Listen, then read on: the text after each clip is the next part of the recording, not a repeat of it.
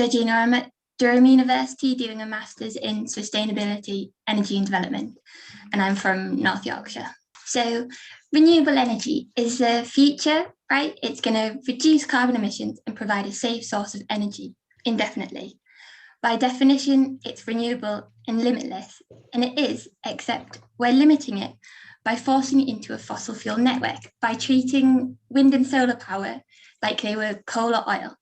We're dealing with a completely new type of energy source, so why are we managing it in the same old way? To avoid energy crises such as power cuts or blackouts, like we've seen in California and Texas most recently with their freeze, we need to rewrite the rules of the network. So the focus of my thesis is the prospects of virtual power plants and their role in avoiding energy crises.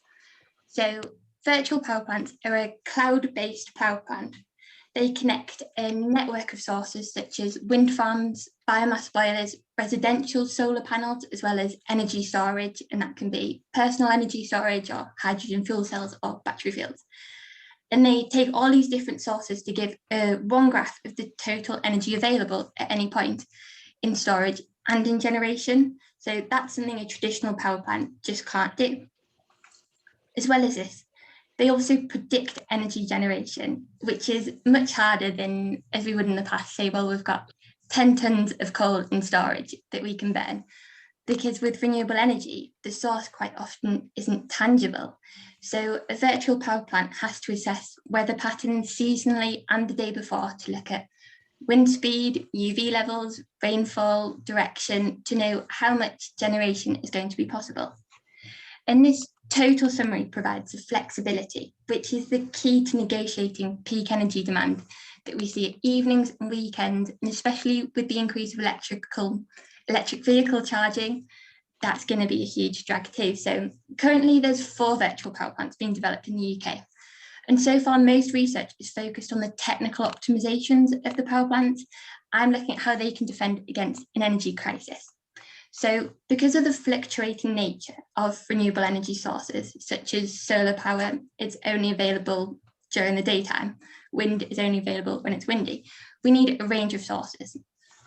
So for example, in the 1970s, there was a 3-day week power shortage. I don't know if any of you remember that, but that arose because of almost a total reliance on one source, which was coal.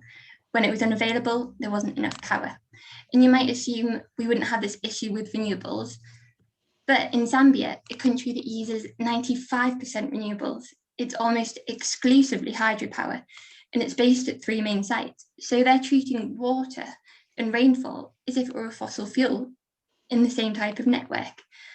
Then one year they had a drought and the reservoirs depleted and nationwide blackouts became standard practice for 2 years. And climate events like this are becoming increasingly common.